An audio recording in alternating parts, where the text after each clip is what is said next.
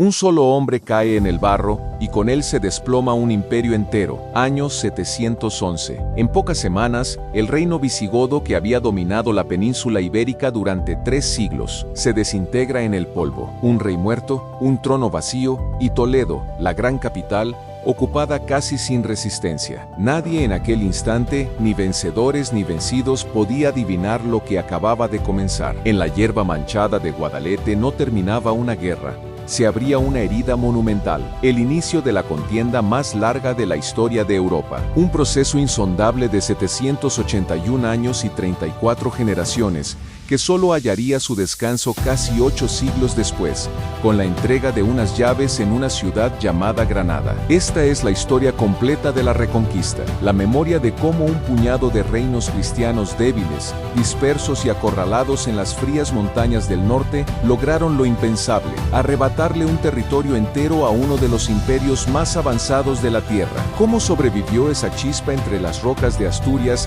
ante una fuerza que acababa de aplastar a todo un reino? ¿Por qué hicieron falta casi 8 siglos y 34 generaciones para terminar una contienda que muchos creyeron pasajera? ¿Y qué ocurrió realmente aquella mañana de enero de 1492, cuando el último rey musulmán entregó su ciudad y, según la tradición, lloró al contemplarla por última vez? Para entender el peso de ese último sollozo, hay que volver al principio, a aquel verano del año 711, cuando todo empezó a desmoronarse. El reino visigodo no cayó por el empuje de un ejército invencible. Se desmoronó desde dentro por la erosión de sus propias entrañas. Llevaba décadas desangrándose en una nobleza dividida, un trono sin linaje firme y una sucesión convertida en una lucha a muerte. Cuando el rey Rodrigo tomó la corona, la herida se volvió mortal. Sus rivales cometieron el error definitivo: buscar ayuda al otro lado del mar para recuperar el poder, sin sospechar el abismo que estaban a punto de abrir. Desde África, el gobernador omeya Musa ibn Nusair llevaba años observando la península. No vio un reino poderoso, vio un gigante de barro listo para caer. En la primavera del 711, el general Tariq ibn Ziyad cruzó la estrecha franja de agua que separaba dos mundos.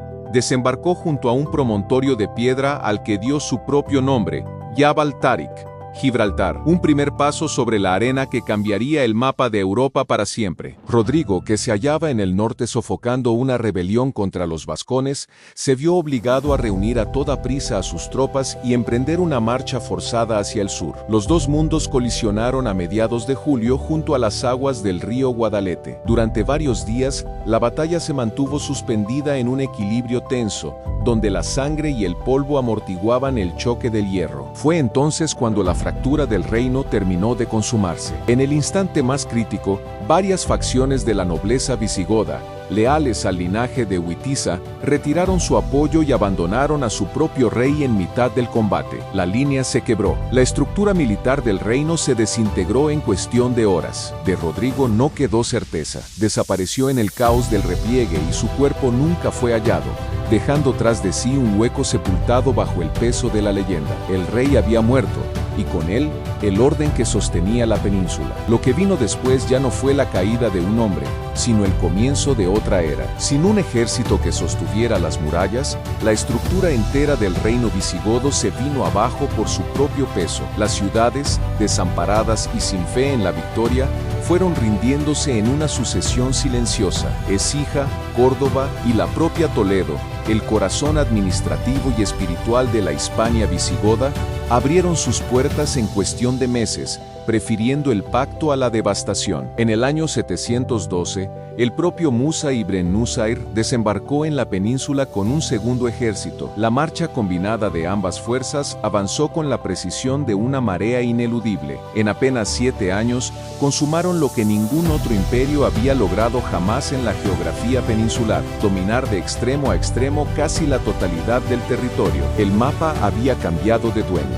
Un reino de 3 siglos se disolvía en la memoria, mientras la península se adentraba en una sombra imprevista, a la espera de un primer destello que tardaría en llegar. Para el año 718, el mapa peninsular estaba prácticamente sellado. Solo sobrevivía una angosta franja en el extremo norte, una tierra dura de riscos y densos bosques, demasiado escarpada y pobre como para despertar la codicia de los vencedores. Un rincón insignificante a ojos del nuevo poder. Fue en esas plegaduras de la cordillera Cantábrica donde se refugió Pelayo, un noble visigodo, atrayendo hacia sí a un puñado de hombres que se negaban a someterse. Las crónicas redactadas un siglo más tarde relatan que el gobernador local, Munuza, intentó asegurar la lealtad de Pelayo mediante un enlace con su hermana. Pero cuando la desobediencia se convirtió en rebelión abierta, Córdoba envió una expedición militar para cortar de raíz el alboroto antes de que contagiara a otras comarcas. Aquel contingente marchaba bajo el mando de Alcama. Con él viajaba Opas, un obispo cristiano dispuesto a colaborar con el nuevo orden, cuya misión era persuadir a los rebeldes de la absoluta inutilidad de su empeño. Pelayo, le advirtió el obispo, sabes bien que es imposible vencer. Sométete y se te restituirá todo cuanto perteneció a tu linaje. Pelayo no miró al obispo, sino a la mole de piedra que los rodeaba. Mi pueblo buscó amparo en estas montañas porque no le quedaba otra tierra sobre la que sostenerse. Hoy estas rocas son nuestra fortaleza, y no las entregaremos. Sois apenas un puñado de hombres hambrientos frente a la fuerza de un ejército entero, insistió el obispo. Pelayo, sereno, fijó la mirada en el desfiladero. Un puñado de hombres, sí, pero que prefiere morir libre entre la piedra que vivir sometido en la llanura. Volved y decidle a vuestro comandante que si se atreve a subir, aquí nos encontrará. El choque se produjo en el año 722, en la estrechura de un barranco dominado por una oquedad en la montaña, un paraje al que la historia llamaría Covadonga. Allí, la geografía se convirtió en armada. En el cuello de botella del valle, la superioridad numérica de las tropas de Córdoba quedó anulada por la angostura del terreno. Los hombres de Pelayo, mimetizados con el paisaje y dueños de cada atajo y cada risco, repelieron las acometidas desde lo alto, forzando a las fuerzas invasoras a replegarse con severas pérdidas. La escala real del combate sigue siendo motivo de debate entre los historiadores, y es probable que las crónicas posteriores moldearan el hecho para erigir el mito fundacional que los siglos reclamaban. Sin embargo, su impacto político fue incontestable. Aquella humilde escaramuza en el corazón de la roca demostró que el imperio no era invencible, y que en el extremo norte acababa de nacer una grieta por la que respiraría un nuevo reino. Los atacantes emprendieron la retirada y, por primera vez desde el colapso visigodo, aquel modesto bastión de roca permaneció al margen del dominio de Córdoba. Aquella victoria, leve en su escala militar, estaba destinada a cargarse de un peso trascendental, el aliento simbólico sobre el que se cimentaría toda la historia futura. Los suyos proclamaron a Pelayo como señor de la tierra, y aquel refugio entre las nubes tomó forma como el reino de Asturias, el primer brote de soberanía cristiana en la península tras la marejada de la conquista. Nadie en aquel instante, ni el propio Pelayo desde la estrechura de sus montañas, podía intuir que aquel diminuto reducto custodiaba la simiente de un proceso que devoraría casi 8 siglos. Las décadas que siguieron a Covadonga no conocieron conquistas deslumbrantes. Durante sus primeras centurias, la reconquista no respondió a un plan trazado ni a una ofensiva constante, sino a la persistencia sorda del tiempo, un avance casi imperceptible de una generación a otra, labrado a base de pequeñas incursiones, asentamientos sobre la tierra yerma y una paciencia obstinada que echaba raíces en el mapa. Bajo soberanos como Alfonso I y Alfonso II, el reino de Asturias extendió con lentitud sus fronteras hacia el sur y el este. Ocuparon pacientemente los márgenes de una vasta franja desolada que la historia llamaría el Valle del Duero, una tierra de nadie,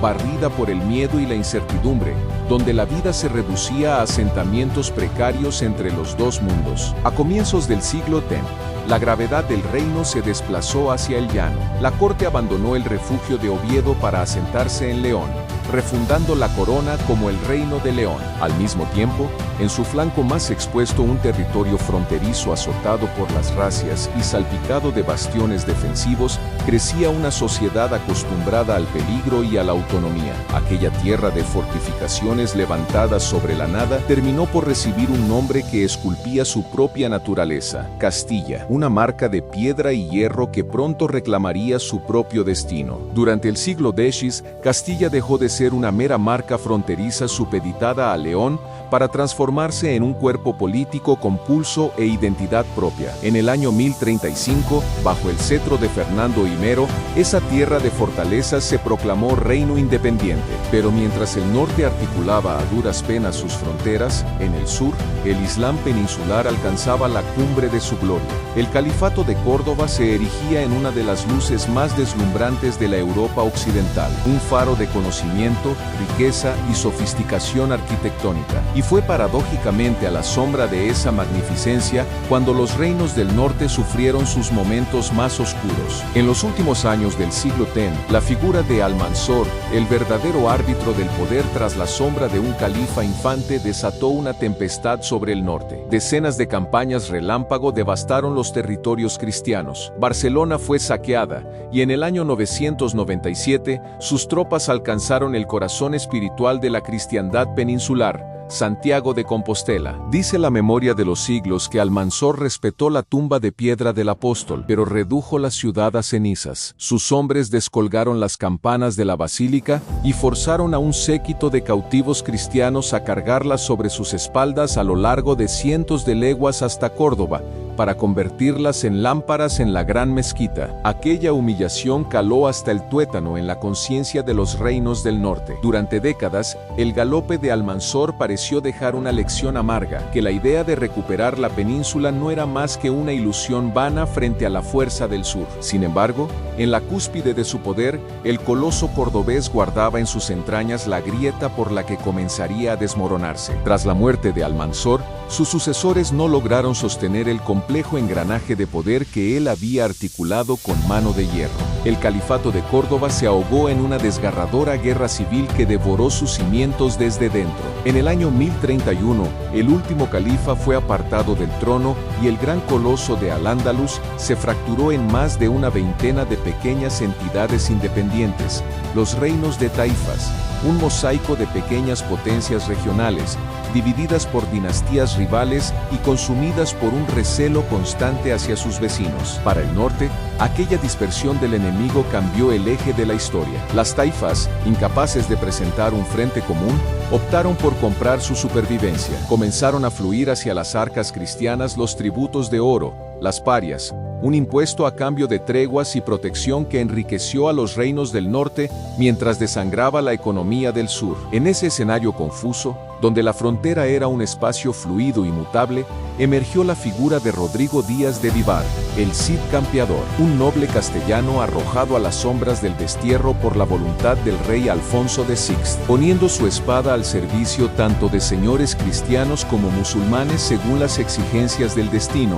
El Cid erigió la leyenda de un caudillo invencible en un tiempo donde las fronteras de la fe cedían a menudo ante la dura realidad de la política y la guerra. En el año 1085, mientras el Cid aún recorría los caminos del exilio, el rey Alfonso VI consumó uno de los golpes más decisivos de la Edad Media peninsular, la toma de Toledo, la antigua capital del reino visigodo, cuyo valor sagrado y político permanecía intacto tras 3 siglos y medio bajo el Islam, regresaba al ámbito cristiano. La caída del corazón de la península envió una onda de choque a lo largo de todo Al-Ándalus. Los reyes de las taifas, asfixiados por las tributaciones y sintiendo la sombra de Castilla sobre sus propias murallas, comprendieron que su tiempo se agotaba. Desesperados, tomaron una decisión que fracturaría de nuevo el mapa de la guerra. Cruzaron el mar en busca de ayuda y llamaron al Imperio Almorávide, un movimiento reformista bereber que dominaba el norte de África bajo una fe estricta y puritana. Su caudillo, Yusuf ibn Tashfin, desembarcó con una fuerza curtida en la dureza del desierto. En el año 1086, en los campos de Sagrajas, muy cerca de Badajoz, el ejército almorávide aplastó sin contemplaciones a las tropas de Alfonso VI. El avance del norte quedó frenado en seco. Sagrajas demostró que la época de la fragmentación fácil había acabado y que Al-Ándalus dejaba de ser un conjunto de ciudades divididas para convertirse en la vanguardia militar de un nuevo imperio. En medio de ese frágil equilibrio, el Cid escribió su episodio más célebre. Al frente de una hueste propia de cristianos y musulmanes, actuó con independencia casi total. En 1094 conquistó Valencia y la gobernó como señorío personal hasta su muerte, 5 años después. Su esposa Jimena sostuvo la ciudad unos años más, hasta que la presión la volvió indefendible y sus pobladores optaron por abandonarla. Más allá del mito, Rodrigo Díaz encarnó la esencia de la frontera, una lucha constante donde la supervivencia se imponía a los dogmas. Los almorávides acabaron absorbiendo a las propias taifas que venían a defender, unificando al Andalus y frenando el avance norteño durante décadas. Pero su dominio también conoció el desgaste. A mediados del siglo XII, otra ola imperial surgida de las entrañas del Atlas marroquí los barrió del mapa. Los almohades, portadores de una doctrina aún más rigurosa y un celo militar inflexible, los almohades devolvieron a Al-Ándalus su fortaleza. En el 1195, el califa Yaqub al-Mansur destrozó al ejército de Alfonso VIII de Castilla en la batalla de Alarcos, dejando al reino castellano al borde del abismo. Fue esa catástrofe la que obligó a Alfonso VIII a intentar lo impensable: unir a los reinos cristianos en una sola fuerza. Tras años de diplomacia entre las cortes de Aragón, Navarra y Portugal, y con el respaldo del Papa Inocencio III, quien proclamó la cruzada, la respuesta no se hizo esperar. En el verano de 1212, las huestes de Castilla, Aragón y Navarra, junto a las órdenes militares y caballeros europeos, se concentraron en Toledo. El califa Muhammad an-Nasir aguardaba en el paso del Muradal, en Sierra Morena, seguro de su posición inexpugnable. Sin embargo, la tradición evoca a un pastor local que guió a las tropas cristianas por un sendero olvidado, permitiéndoles sortear la celada y plantarse frente al campamento almohade. En la víspera del combate, la noche cayó sobre Sierra Morena. Bajo el peso de la incertidumbre, los reyes se reunieron en silencio para ultimar el plan de la batalla que decidiría el destino de la península. Sancho de Navarra. El campamento almohade está protegido por cadenas y la guardia personal del califa. Romper esa línea será como atacar un muro. Entonces atacaremos el muro. Mi señor Alfonso, las cadenas detendrán a la caballería pesada antes de llegar al califa. No haremos retroceder a esta alianza por una empalizada. Mañana, romper esa línea significará el final del poder almohade en esta tierra. Que así sea. Al amanecer atacaremos por el centro y no nos detendremos hasta llegar a su tienda. El 16 de julio de 1212 se desencadenó la batalla de las Navas de Tolosa.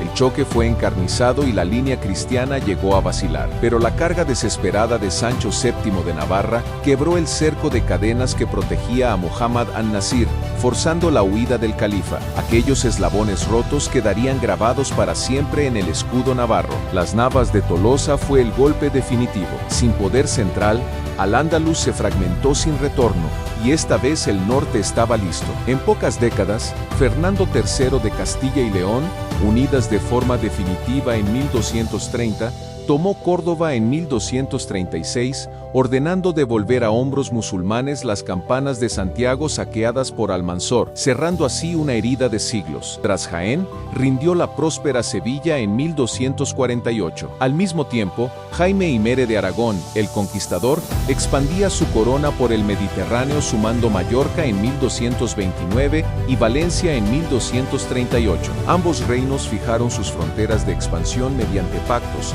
reservando a Castilla el avance sobre Murcia y el extremo sur. La contienda histórica entraba en su tramo final. Para mediados del siglo XIII, el dominio musulmán se vio reducido a una última frontera, el reino nazarí de Granada, resguardado tras el muro natural de Sierra Nevada. Fundado por Muhammad I, este estado logró lo impensable: sobrevivir convirtiéndose en vasallo de Castilla, comprando su paz con el pago regular de parias. Durante casi 2 siglos y medio, Granada permaneció como un milagroso bastión. Aprovechó su abrupta geografía, una diplomacia astuta y las desgarradoras guerras civiles que paralizaron a Castilla durante los siglos XIV y XV, como el sangriento pleito entre Pedro de Forst y Enrique de Trastámara. Mientras las espadas cristianas se volvían entre sí, Granada floreció. Bajo el mandato de Yusuf de Forst y Mohammad V, se erigió el esplendor monumental de la Alhambra, cumbre del arte andalusí. Sin embargo, aquella larga tregua del tiempo solo postergaba un desenlace inevitable. En 1469,